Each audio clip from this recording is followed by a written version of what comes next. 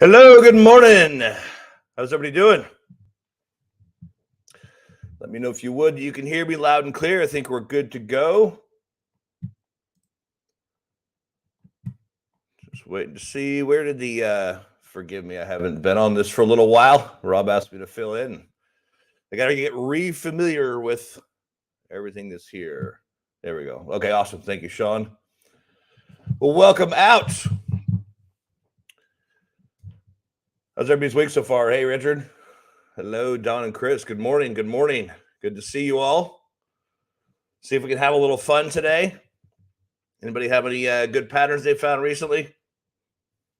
Good morning, Erica. It's a little weird. It's anybody else on the West Coast out here with me? Crazy enough to get up this early?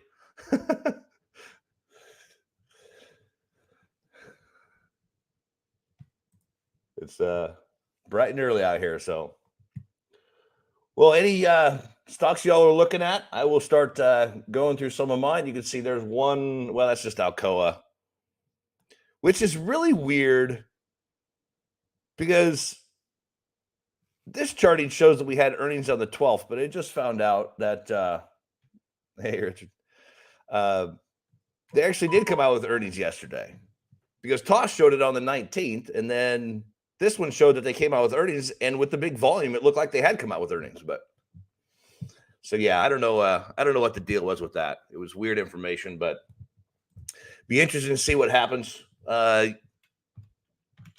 is the one, for those of you that are in Patterns in a Flash or see any of the stuff that I do. This is one that I traded a while back. Well, about a month ago. This is the earnings trade that I've been playing with for about a year now, and I've done a few of them, and one has worked out spectacular. One did not play out at all, and this one looks like it will be probably, what is pre-market on IBM? Go see real quick. So basically what I did back right when it was breaking that downtrend, I knew earnings was coming up, got the October expiration 110 puts, and then had 20 of them, sold 15 of them for what I had into all 20. So I bought them and then sold, got all my initial capital back, and then left 5 of them sitting there just in case if their earnings are really bad and it tanks, then I'll have a home run. So, but I don't think that is the case. Where did my chart go? I'm trying to find the pre-market, and that one is not set up with pre-market. Switch it real quick. I think it's up in the after hours. Yeah, it's at 127. I was hoping it would tank to 100. Then it would have been a nice little home run. But it's one of those things I'm playing with, and it has, like I said, Home Depot. The first quarter worked out beautifully. This one has not yet, so we shall see. But the futures, where did the futures go? And this is what's hard. I don't have the futures, or do I? I got my practice platform to toss up on this machine. Let's just look back here. Yeah, they're up a little bit. So that's I have 2 different machines I work with. The one behind me is my trade. That's what's dedicated purely to trading. So I don't do any emailing or business or anything like that on there. So, and then there's this one, and they're not. Unfortunately, the toss doesn't transfer over. So, but we'll look at. I've got 4 or 5 that I'm watching right now specifically. This whole list that you see on the weekly whispers, I go looking once a week. I get that question, and for some reason, it's popped up a lot. It's like, what do you do on a daily prep? I don't do a daily prep. I do a weekly prep. I go look once a week, typically on Thursdays, look for particular patterns, plan out trades, and then that's all I watch for the next week. So, and then if they stay on the radar, they stay on the radar. This is one that came up this last week. Actually, it's been on the radar for a couple weeks. You'll see that beautiful head and shoulders. And it's starting to roll back over. It might be another week or 2 before it gets down here, if it does at all. But I'm waiting for it to break that neckline, about 69.50 or so, right about 70. If it breaks below that, then we're looking pretty solid, probably down to about 63, possibly all the way to 60. But then again, they have earnings coming up too. That vertical line, when it's earnings season, I will drop a vertical line on there if I know that that's when earnings are. That way, when I look at the chart, I can go, well, I got to wait a little bit. So who knows what earnings will bring with this stock. If it catapults it to the downside, or maybe it takes it to the upside. It's hard to say. So where's Tesla at anyway? Pre-market. That was another one that I did. I was debating whether to do the earnings trade on that because I traded several contracts with that, and I had all my cash back on that as well. Let me get the intermarket chart over there. Tesla is getting hammered. 208, where it closed yesterday at what? 222. So it's down 14 or 15 points pre-market. IBM's up a few points. They should be the opposite. I wish they were, but I got out of Tesla. But I wasn't going to leave a $27 option sitting there for, to go to zero if it was good news.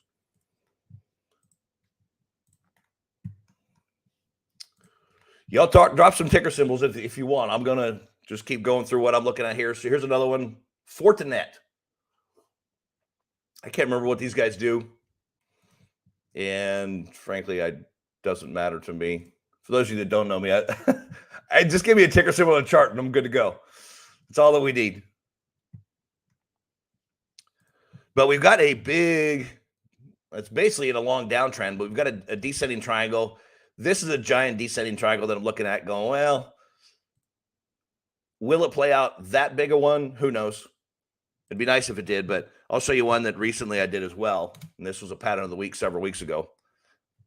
So once a week I do inside patterns of Flash. For those of you who subscribe to it, I do a pattern of the week.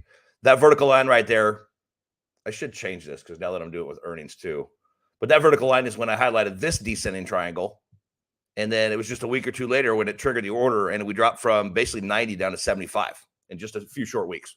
So this is why I love patterns, because it's usually just blatantly obvious. You can see it. They don't always play out super fast, but sometimes they do, sometimes they don't. Candlestick patterns can be, but this is a beautiful, pretty textbook head and shoulders. But the key is to waiting for it to break the neckline. Because as you can see, it's acting as support, right? It did the same thing here. It came down. This is that big day, last Thursday, I think it was, where we gapped down and then it rallied. Until it breaks below that neckline, stay out of it. I've done that many times. Oh, look, head and shoulders. And you get it up here before it breaks, and then it uses the neckline as support. Not good. But Fortinet is another one of those. It's a big descending triangle, and then we've got a small descending triangle within the descending triangle. And let's see. Okay. Well, firewalls and VPNs. Thank you, Trip. Yeah, I can see up there it says software and software services, which is very broad. So, but that's the funny thing too, and that just triggered a thought. Is it's really easy sometimes, and I've done this in the 22 years I've been at this. If you look in the mirror, sometimes I've realized, it was years ago, I'll never forget, I was in a trade on Intel, and it was going against me, and all of a sudden, there was some news thing that popped up on CNBC, and I remember getting excited, going, cool, that's going to make my stock go the direction I want it to, and then I'm going to come out ahead. I won't lose, right? Because I was losing at the time. And I realized that the news was skewing my perspective. And so it's easy to do. It's easy to get caught in that trap where you go, okay, well this news is going to come out. I see people do it all the time. It's like, well, Apple's coming out with a new iPhone. Okay. I mean, in the beginning, when they first started releasing them, it was big news.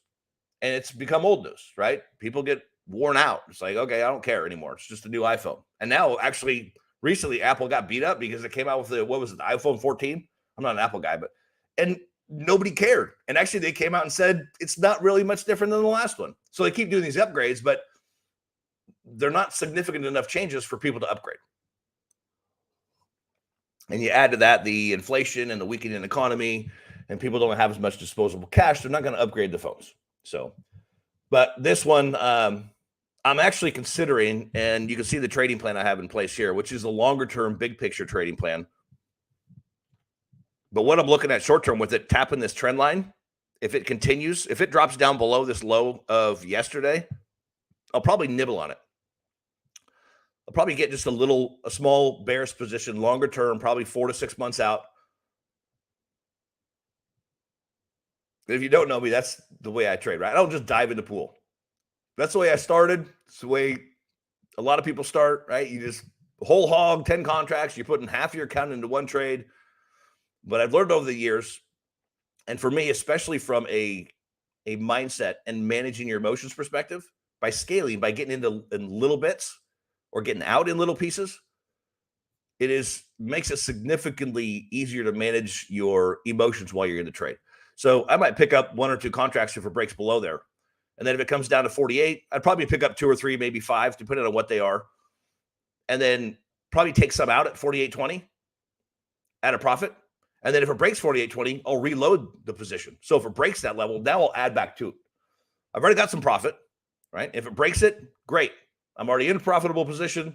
If for some reason it gaps down big time, then I'm already there, right? It's just one of those fear management mechanisms that I use, and it works really well. So, all right, Trip.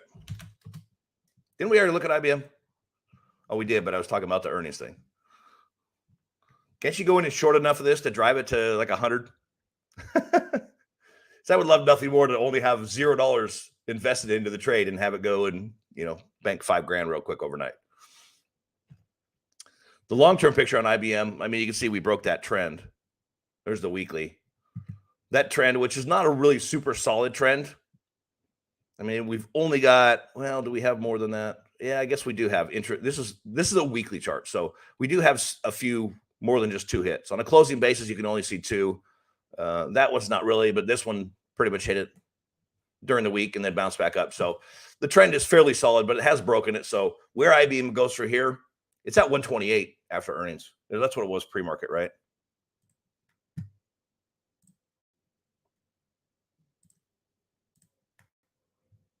Yeah, it's 127.60 right now. So it's going to gap up a bunch. Which brings up the question, and I'm sure you're thinking it. Okay, well, if it gaps up to 127, which interestingly enough is, yeah, it's going to be right about that trend line. Maybe a little bit above it. Where's 127? Well, we still got 45 minutes, so it was 127.60. Well, close enough. So yeah, looks like we're gonna open right about here, which is quite a ways above that trend line. So it'd be interesting to see how this closes and where it closes. And then the question becomes, if they have good earnings and it creates a lot of momentum, do you really want to get into a put position? I don't know. I'd wait for a little bit. Usually, just like it did back here, right? If you go back to the previous time when it tapped that trend line, we had 2 big days to the upside. It tapped it and then it rolled over. There was 2 or 3 different opportunities to get in at this point. And that's another thing I've learned, is to be patient. And I am having to work really hard to exercise that patience right now. Because this big move, the last 6 weeks, I was, not to brag, I was on fire. Okay, it's probably the best trading I've done my entire 22 years in the last 6 weeks. I mean, just decision after decision was just on point. Yesterday was a little different. I had a couple that, like, okay, that was stupid. I should have waited and stayed out of that one. I should have been more patient on Oracle. Exactly, Rick. What is patience? That's why I said I'm actually doing pretty good this week. Yesterday was I just picked up a small position on COP. I bailed out of some of it, most of it yesterday. And then Oracle triggered an entry. I debated, but then I realized that was one thing that hit me yesterday. And the day before that, because Oracle yesterday triggered an entry point, and then 2 or 3 hours later, it was at the stop point. And of course, in my mind, I'm like, do I really want to stop out of this right now? I mean, I just got into it 2 or 3 hours ago, and I only did a small position, right? Because I'm forcing myself to humble myself so the market doesn't. You ever been in that position, right? People say if you have a bunch of losers in a row, go back to paper. Well, if you have a bunch of winners in a row and you're absolutely on fire for a while, then it's very easy to let that go to your head and think that all of a sudden you got this figured out. And then you start getting lazy and you start placing bigger trades and order the bends, right? And every time I've done that in the past, right, you just have a streak and all of a sudden the market just whacks you upside the head and it humbles you. So I've learned the hard way that if I get into that euphoric state myself because I'm making just on a roll, then to pull myself back instead of letting the market do it for me. That makes sense. So if you have a series of winners in a row, and I said this years ago on stage in Vegas, if you have a bunch of winners in a row, then pull back, settle down, humble yourself, because the market will if you don't. What's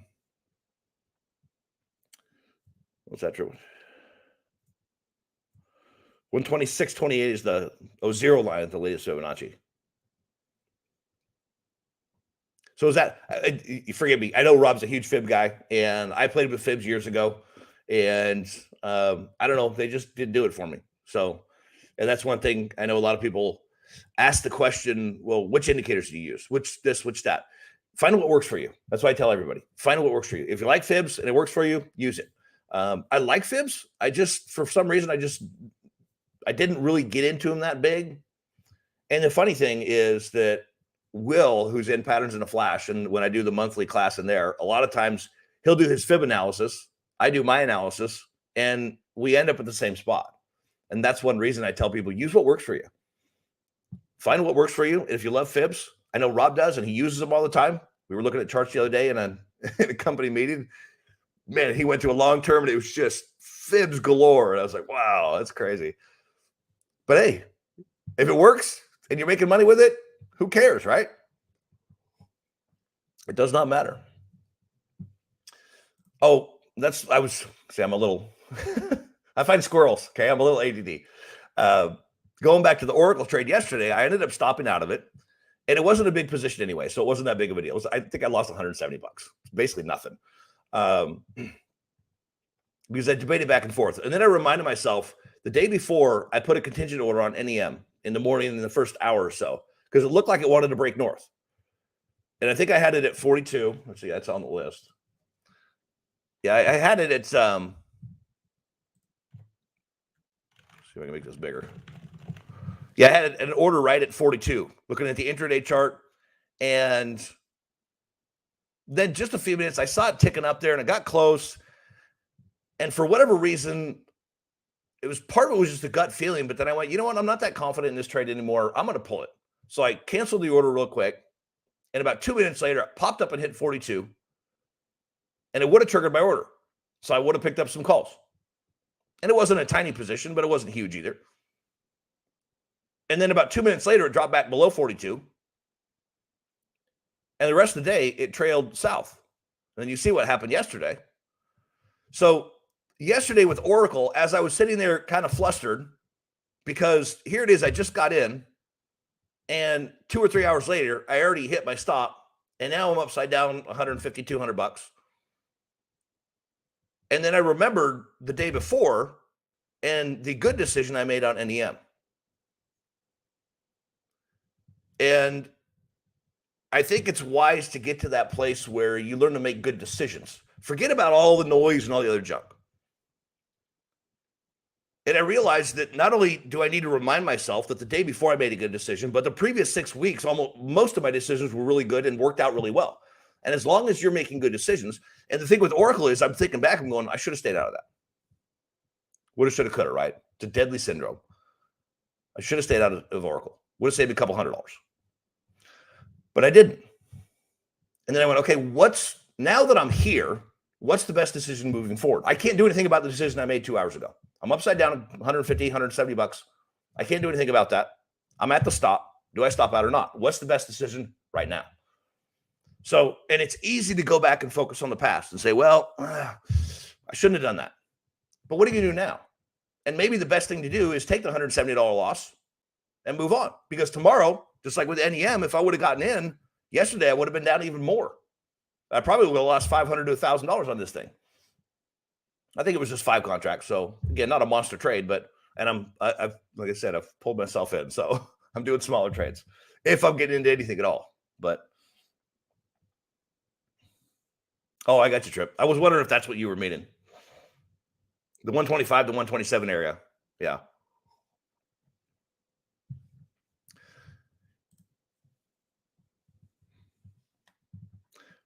Yeah, pivot points.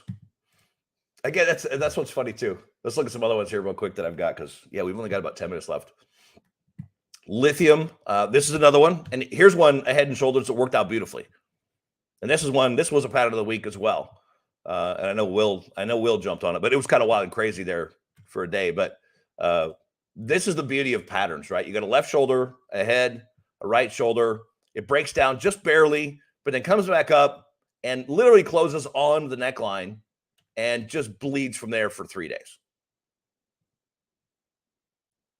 And $3 move, it's only a $30 stock, but a $3 move is 10%.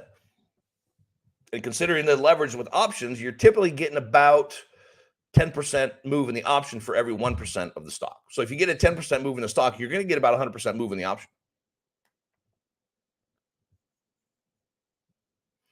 So this one was nice, and it only took 4 days, which is not necessarily normal for a lot of stocks, but some they do. That's the beauty of this, is that this thing just played out beautifully, just like Fiserv did too. I think we looked at that right. Qs, you got it. The Qs, which will look a lot like the NASDAQ, but it is in a solid downtrend. And that's a lot of people are getting all excited. You look at the overall market, and the SPX and the Dow and the Russell have created a little double bottom. The NASDAQ has not a pretty one, at least, which doesn't necessarily mean that it's not going to play out, but we'll see. We have definitely some this previous low about 275. We've got to get through that before anything returns to bullish. But you'll notice, from a big picture perspective, and this is a weekly chart, right? So you get a big downdraft and then a bounce, big downdraft, then a bounce. We've had a big downdraft, and that's one of the reasons I completely cleared out of all my put positions, except for a couple of them. And now I'm just I'm waiting to see how things develop, because the next month or two, I wouldn't be surprised to see it bounce. I gave back some healthy profits on this bounce right here. I stayed a little too long on some of them, didn't pull the trigger on them. I should have gotten out of them, and I didn't. So, but as far as the Qs go, if we break through 275, then we're probably going to come back up here to this $300 range. If it holds this and it dances around it and rolls back over, then the odds are higher. I think we're headed down to this 233. Which, depending on how quickly it goes, we've got that longer term trend in place. And if that 233 level doesn't hold, which is pre-pandemic, right? Here's the pandemic crash. I would expect that this number will dig in, because this is where, and if you're a retail trader that just got started in 2020, because a lot of people in this pandemic crash, a lot of people started picking up stocks right here. Right when all the money came flooding in, everybody gave a bunch of handouts, said, here's a bunch of money, stay home from work, don't do anything. So what are you going to do now? You start looking at the market and you start trading. And the market got hammered. People took their money that the government gave to them and said, oh, let's go buy stocks. And they bought stocks, and and all of a sudden they thought they were geniuses. Look at me, I'm a professional trader. And now 90% of them are like, I got to go back to waiting tables. There was a story of a guy that did that, and he literally quit his job. He'd made so much money just buying and holding or buying here when the market was rocket north. He got frustrated when they called him back to work, because he'd come home and he'd look at the chart and say, well, I could have made $500 today trading. Yeah, it's easy to say that when you look back on the chart and you say, oh, I would have gotten in here. Well, would you have?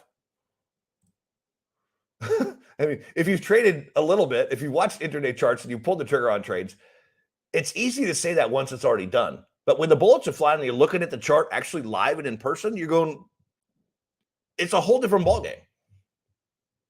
It's very different than, it's like being at the arcade versus being out in the middle of a real war, right? I mean, your life is actually on the line on the battlefield. If you're at the arcade, you're just playing, right? And it's easy to look back on it. Anyway. So yeah, that's we'll see what happens with the Qs. That's why we've got this big bullish engulfing pattern with actually a lot of volume, which is why I wouldn't be surprised to see us rally for a month or two, possibly come back up and tap this downtrend line, which is what we did last time, right? We had this 2 or 3 month rally, which I'm kind of expecting this right now, but I think it's going to take probably several days, if not a few weeks, for this to kind of figure out where it wants to go next. So, and you can see here, we had, right, and if you go back historically, you look at the big drops. We had this big drop over about a 2-month period. It bounces and dances around for a few, then one more big drop, and then it took about a month to kind of settle in here. It ran up, then it dropped off, then it ran up. So this is the kind of action I'm looking for. I think, let me circle that real quick so you can see it a little bit better. I see the spiders. Spiders are going to be very similar, but this is the kind of action that I'm expecting to see over the next month or two, maybe a few weeks. Of course, earnings will drive that, but we're getting really, really mixed earnings. I mean, look at, you see IBM's up a bunch, Tesla's down a bunch. And granted, I mean, they're both kind of tech companies, but I think it's going to be very mixed. You're going to have some companies that do well and other companies that don't do well, but that is kind of what I'm looking for. If it breaks north of here, in fact, let's look at that. Yeah, exactly, Sean. Let's look at the spiders before we run out of time. So the NASDAQ, you can see, doesn't really have much of a double bottom, but we do have a nice, very good-looking double bottom on the spiders. And the Dow, I believe, looks very similar. The Russell looks very similar. But what is the key to a double bottom? Because we have a double bottom form. I saw some guy come out and said, Tesla's got a double bottom or triple bottom. No, it doesn't. Not yet, it doesn't. The double bottom is formed, but it's not confirmed until it breaks the midpoint, which is right here. That midpoint is the key. If it doesn't break that level, then we have no confirmation on the double bottom. It's just a formation. That's it. So yes, it's formed. Yes, it's there. But until we break above that level, which is, how come my cursor's not there? I don't know if I thought I used to be able to see that, but what is it about? I mean, it's almost 380 essentially. So, but if we break north of 380, then we've got some resistance at 389. So, but then again, I mean, again, it could just take off and do this. This is kind of what I'm hoping for, actually. You see, there's a little tiny, not really a double bottom, kind of a double bottom here a little bit. It's a little stretch, but maybe a little ascending triangle, a little miniature one. But if it breaks above that 389 like it did here, and then it comes back and taps it, then I'd be more bullish and look for a move like this. That's kind of what I'm looking for right now. Unless we break out of that midpoint, I'm not going long with anything. Maybe short term for a couple of days on something, but I look for specific patterns, whether it's the spiders or stocks. Like Oracle was one of those that, look at that real quick and see. Yeah, see, this is one that, is that Oracle? No, that's what I thought. I was like, that doesn't look right. Or CL. There we go. So this is a double bottom where yesterday the other day we had broken above the midpoint. And this is what'll be frustrating if this thing rockets to the upside. But I might get back into it today, depending on what it looks like, because we broke above the midpoint, right? And we had some decent volume, which is usually an indication, a good indication. And then the day before yesterday, it gaps up, and then yesterday it's sitting on that line. And it literally triggered my order, and then 2 hours later, it hit the stop. I'm like, okay, I'm just going to get out. And then tomorrow, in other words, today, if this takes off to the upside, if the market looks bullish, then I might pull the trigger on it again and look for a run up to 71 over a week or two. This is a short term. I'm not going anything longer term right now. Not bullish. So real quick before we wrap up, because I think we are out of time. This is one thing too. There's the Russell, and you can see kind of a double bottom. You can call it a triple bottom, whatever. Concept's essentially the same. There's the midpoint. And we've got an evening doji star that formed basically at it. We hit the midpoint the day before yesterday, intraday, but then left a big old doji. And then we gapped down yesterday. It's not textbook because it's not the end of a big run, but it's a little short run. So we'll see how things go over the next few days, the next week. You're welcome, by the way, Erica. Thanks for coming and hanging out. So yeah, we'll see how things go over the next week or so. Should be pretty interesting. But we'll see if we do this again and then rocket to the upside. Right now, I'm just waiting. Sitting on the sidelines, waiting for the market to tell me. Again, getting back to patience. I know, Rick, it's like, what is patience? And I'm having to force myself right now to just pull back, sit back and wait and be patient and look for the next big move, whether it's up or down, because I think we're sideways for a little bit for now. So any other very quick questions? I think we're wrapping up just 30 minutes, right? I'll go for another 30 minutes if you want. But I think I'm supposed to quit right now. I'll stay here all day and chat. I love doing this. I mean, it's what more fun is there than sitting here finding opportunities to cash in and make some profits, right? All righty. I don't see any more questions coming through. Thanks all for coming and hanging out. And I will be back tomorrow morning. So thank you, Rick. I appreciate that. Awesome. Yeah, we'll be back. I'll be back tomorrow morning again. Rob asked me to fill in for a couple days, and I love doing this kind of stuff. So maybe he'll start traveling a little more so I can do this a little more, have some fun. So, all right. Thank you. Y'all have a wonderful day. Take care. God bless.